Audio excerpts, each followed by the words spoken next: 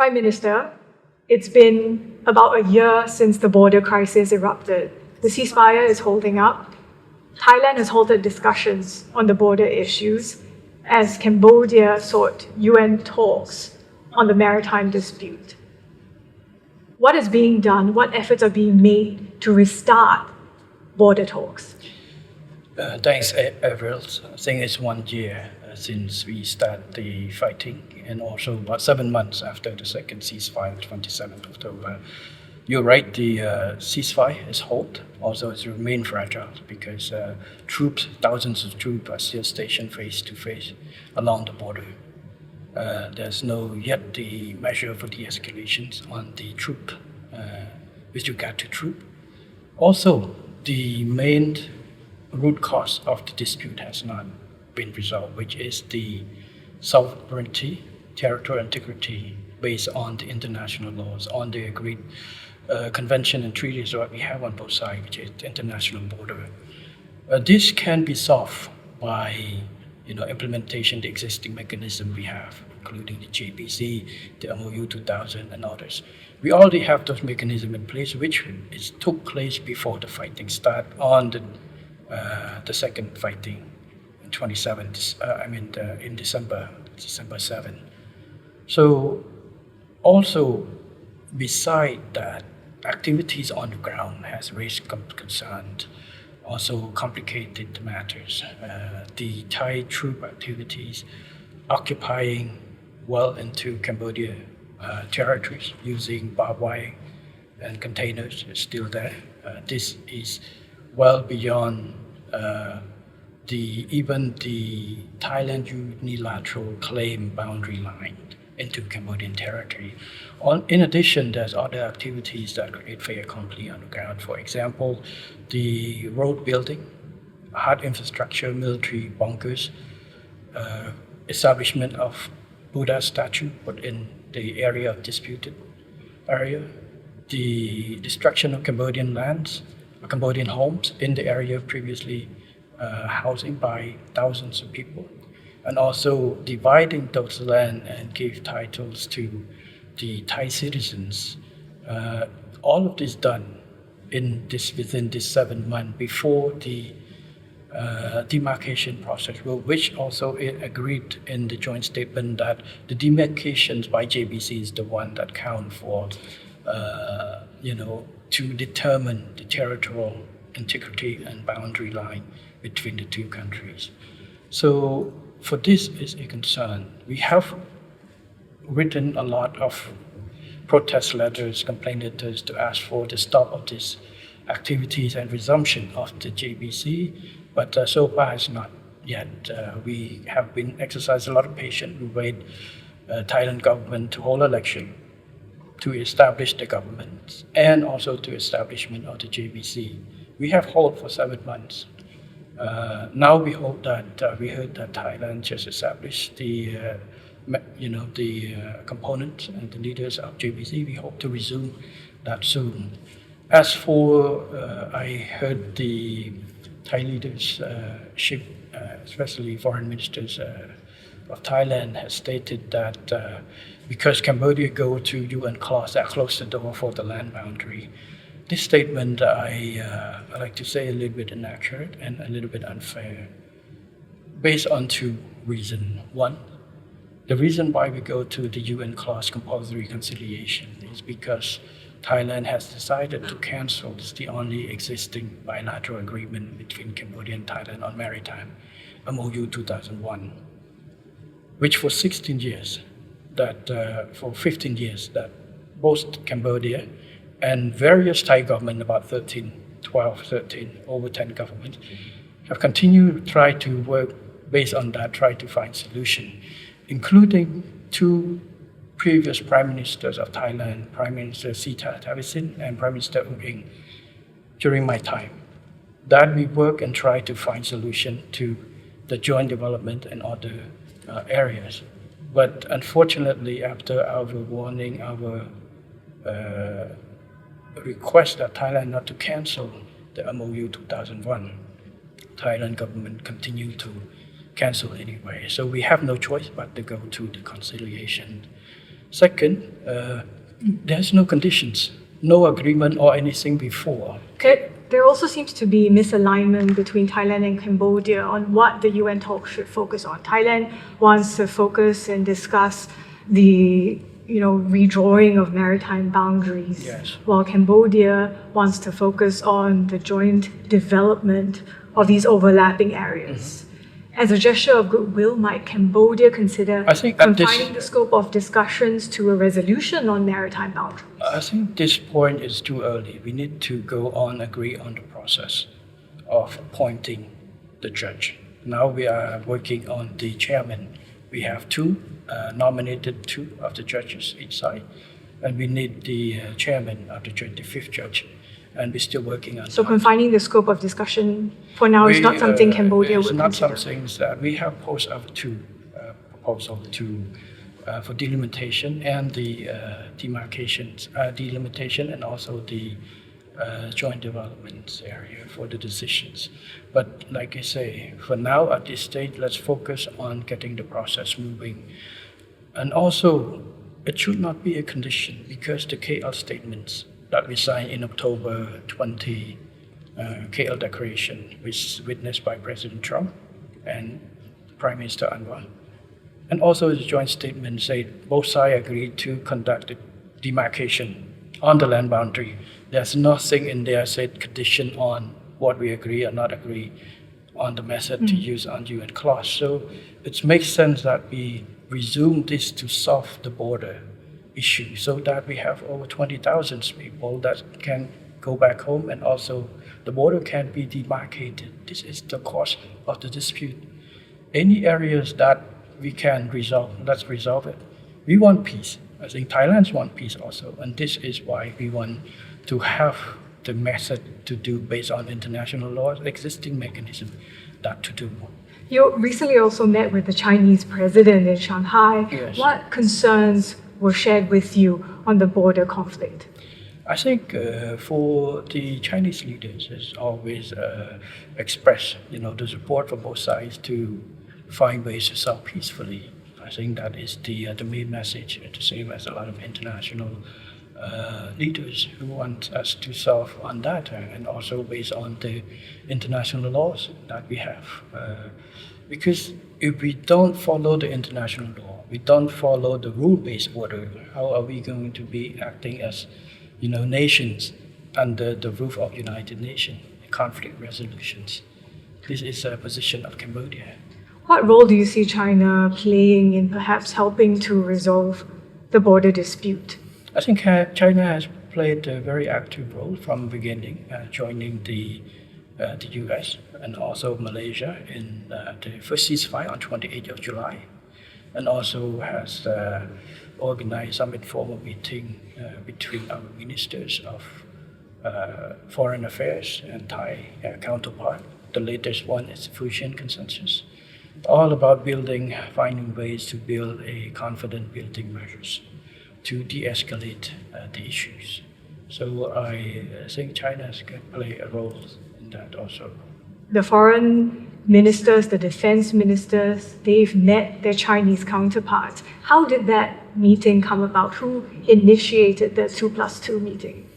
I think that's on the agreement that we had with China. This is bilateral matters. Was it something that was initiated by Beijing? The last visit by President Xi Jinping to Cambodia last year also take the ways to improve our cooperations. So that is another measure to step forward. And next year is going to be 3+3, adding the Ministry of Interior and the Ministry of Public Security, I believe, in China. So that to improve cooperation in diplomatic, in defense and security. How useful are you finding those mechanisms of discussions? I think it's to increase the focus on the area of priority. I think there's nothing wrong about it. There's always, it's to show that the emphasis to strengthen the focus on certain areas. I think this is a plus for both countries. We have this arrangement with Laos, with Vietnam, and others. And Cambodia also recently took delivery of Chinese tanks as well as smaller Chinese warships. What is Cambodia looking at in terms of procurement going forward? I think defense capabilities improvement is just part of any country's. We have worked with China for a long time, and this is the old agreements that we have just delivered this year. We have going to have exercises with China for just like an annual exercises and others, and also training engagement with China, the same as we have with US, with Vietnam, with other countries. We have bilateral agreement, bilateral cooperation with various countries. You also recently met with the FBI Director, Kash Patel. That's correct. Can you share more details on the pledges to expand cooperation? What does that entail?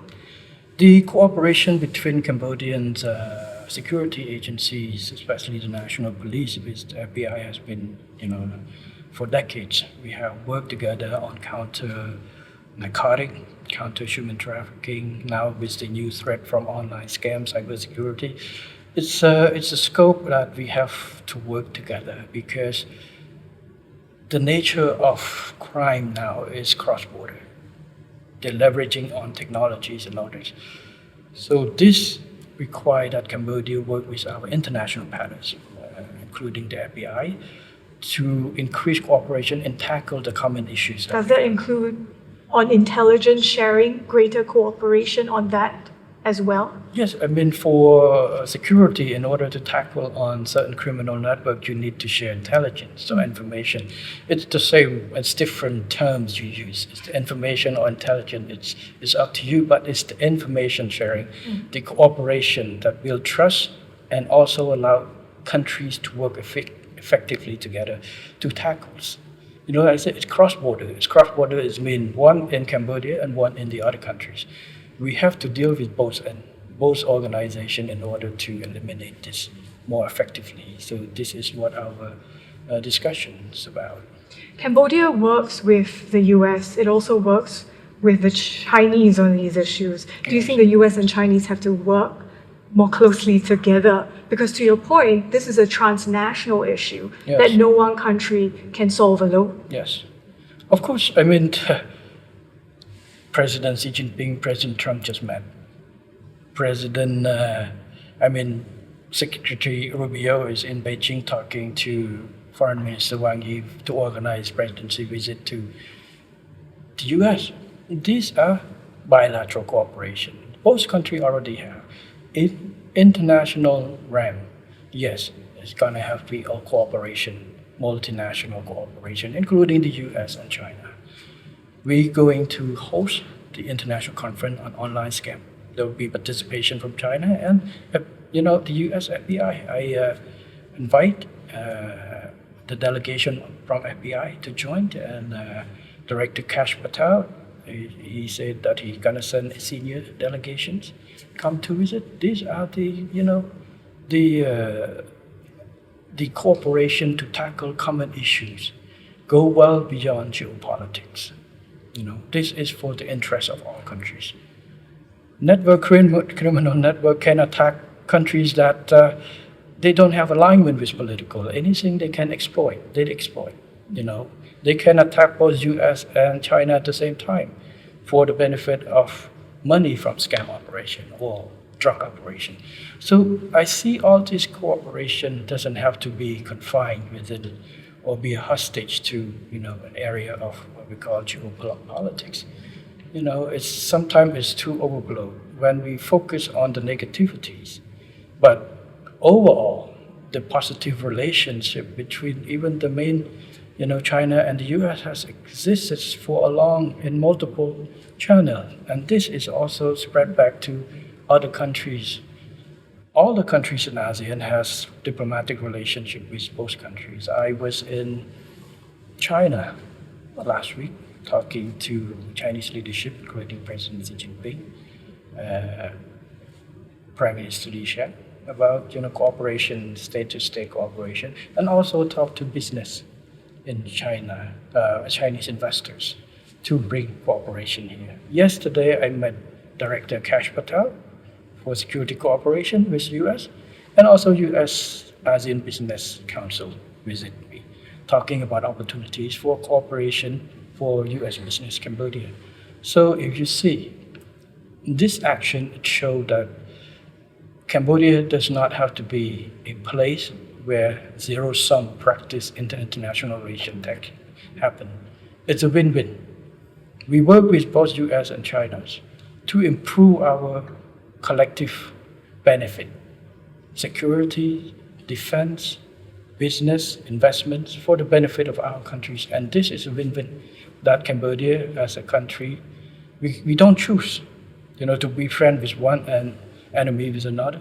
We enemy with no one and to friend with all. We choose independent, neutral policies for the benefit of, and our engagement with any country is for our mutual benefit.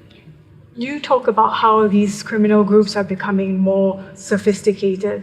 A UN report shows that now they're even acting like corporates, that they're using, for example, in the Southeast Asian region, some of these criminal groups, concessions within special economic zones to operate. And Cambodia has dozens of such zones. What is Cambodia doing to ensure that such zones are not being used to facilitate criminal activity? Yes, we have learned from experience from other countries. We have, I give strict instruction to our security agencies, work with local government, working with agencies in charge of the SEZ to make sure that no SEZ has been used. If any SEZ is found to be covering for criminal scam, they will be liable just to the law, just as any others. So far, we don't have any evidence on those. We're very careful on this matter. So a lot of SEZ in Cambodia is a platform and the area for attract foreign direct investment in multiple sectors. So these are the areas that keep growing, and we continue to hope to attract more investment and expansion of the business both in the SEZ and outside the SEZ. Cambodia has been very actively cracking down on these scam compounds. I wonder, what is your view or what you observe in terms of how they are evolving? Are they perhaps becoming smaller, more nimble, using artificial intelligence? Yes, you are right. It's become more complex. We have cracked down over 670 locations, big and small, especially all the big location has been closed and sealed off and been under the court process, legal process right now. They have evolved. Many have fled the countries. Many have moving to neighboring countries. We have arrested and deported back, working with other partners to return to receive the citizens back. But still, there are some still remaining. It's become very smaller cell group. Technology has allowed them to work in a decentralized manner.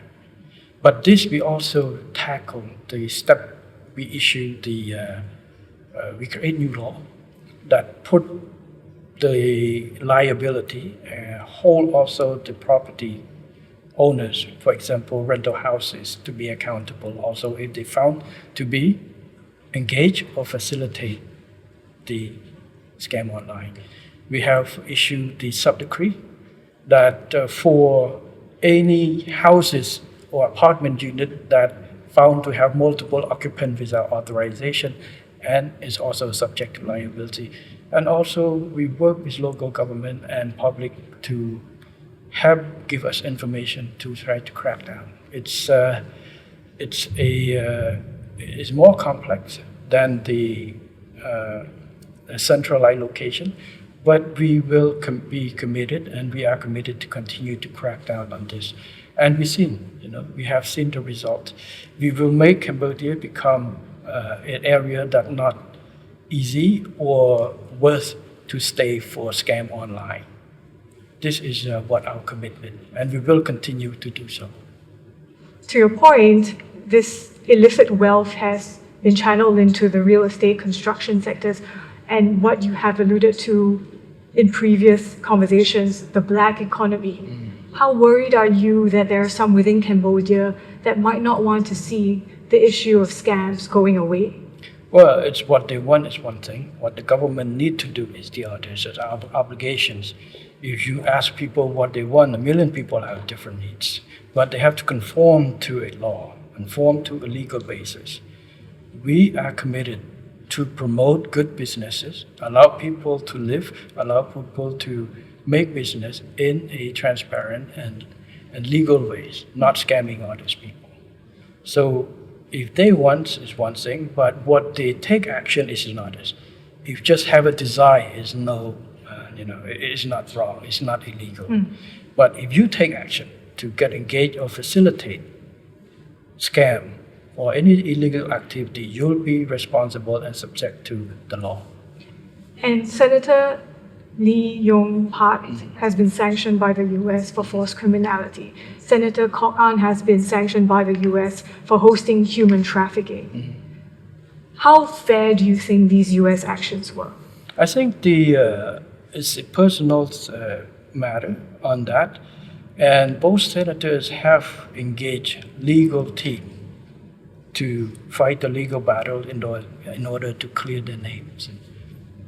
You're saying that Cambodia remains committed to fighting this issue of scams. Yes. So how far is it going to go in taking action against elites that are being linked to criminal activity or scams? We have taken action against a number of officials. For example, we had removed 3-star general, 2-star general, 1-star general that found to have evidence that found to link with that. We have taken charge, even dismissed governors, police commissioners of provinces that is inactive against that type of work. So there are more investigations to go on that we are dealing with this. So would you say that the US action, would you care to weigh in on whether you think it was fair action? It's a matter, we'll see the result after the court or the defense team will define. It's not me, it's not the court. It's the evidence of the US government that plays on, and it's the defendant who have, due process that hire the lawyers to go and try to defend on that. For me, the government, we have trying to find whatever the evidence we have that to make an assumptions. But for this case, I cannot comment who's right and who's wrong, because it's still now, the two senators say it's unfair. We don't know what the list is put on, the sanctions put on. So the legal team has the challenge. So even the U.S. court who take up this court probably is not yet know who's right, who's wrong until after hearing the evidence from both sides, if they were to take the court. We have other government officials that also pursue. It's a due process. It's their right, that just because they have a prosecution, they need to have the rights to defense. For me to say who's right and who's wrong at this time without all the result of investigations. Our agencies are looking to different, cases. I'm not comment on which cases and cases. Some cases involve in, government officials, some cases going businessmen and others. We have take action against Oknyas and a few others that we found to have this evidence, especially when we work with our partners, the FBIs, that have evidence and others. So this is what that I can respond to you. This is a global issue, as you say, and in terms of the money involved, some estimates put it at upwards of $440 billion, which could be comparable to the global illicit drug industry. What needs to change? Because Cambodia has had a front row seat in tackling this issue. What advice, perhaps, would you have for other countries that are now dealing with this? I think we have to start with accepting the facts. Cambodia is not the only country that has this problem. It's a problem that many countries in the regions has it.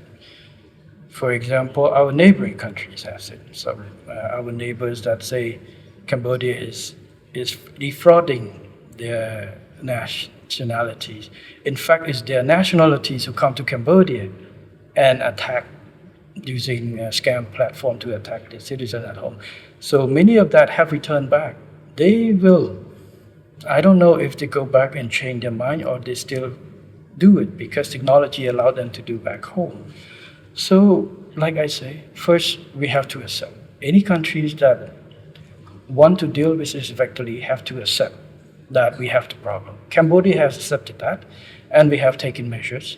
We're taking measures since last term, last governments, and until now. And now we taking a really step up the effort, starting up from accepting the problem and taking concrete measures to deal with it. We have taken concrete measures, we have implemented new laws, we have taken actions, and also have to accept that it is a regional issue, that we need cooperation. That's why we work. So for us, for Cambodia, this is the experience. We admitted that we have it, although we're not the only one who have it. In the past, somehow last year, we were a little bit being scapegoat, but we not just say it's unfair, but we say if that's the issue, we have to deal with it. And that's what we did. We have to work with our partners in order to deal with it. It's not a blame game. It is the fact that we cannot tackle this alone. It's a multi-billion-dollar business. It's a fast business. A lot of people work in it. It's not the victim. They know willingly to do it. So the fact that they are in Cambodia or they're in their countries or other countries, they will do it. So that is the only thing that to do, and working globally with international work to deal with it. Prime Minister, I wanted to wrap up this conversation finding out more about your vision for Cambodia, because you took over in 2023 from your father, who led for almost 4 decades. What is the path that you want Cambodia to chart? You know, we have thought of this, and we said, what's the legacy that our team, UK, the Generation 2 team? Generation 1 team, my father's generation, it's a generation that started out with nothing, liberate the countries from the genocide regions, unify the countries, stop the fighting, which lasted for 500 years in Cambodia, building the countries from scratch, implementing reform and develop the countries.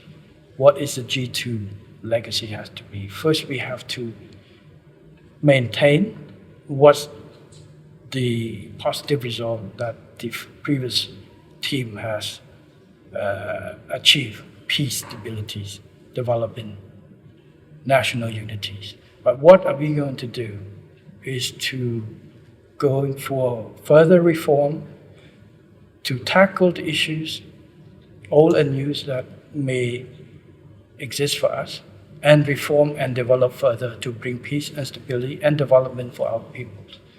So this is our futures, and a lot of reform that we put to. We are now doing a lot of reform in the security, in militaries, in education, in health, in economic, in business environment, in order to innovate ourselves to make our country become more of an environment that the people of Cambodia can grow and also welcome more of the partners, whether it's in security, cooperation, economic, and others to grow. So this is our vision, is to bring Cambodia to be a rich country for our people in the future. Prime Minister, thank you for your time today. Thank you. Thank you. Thank you.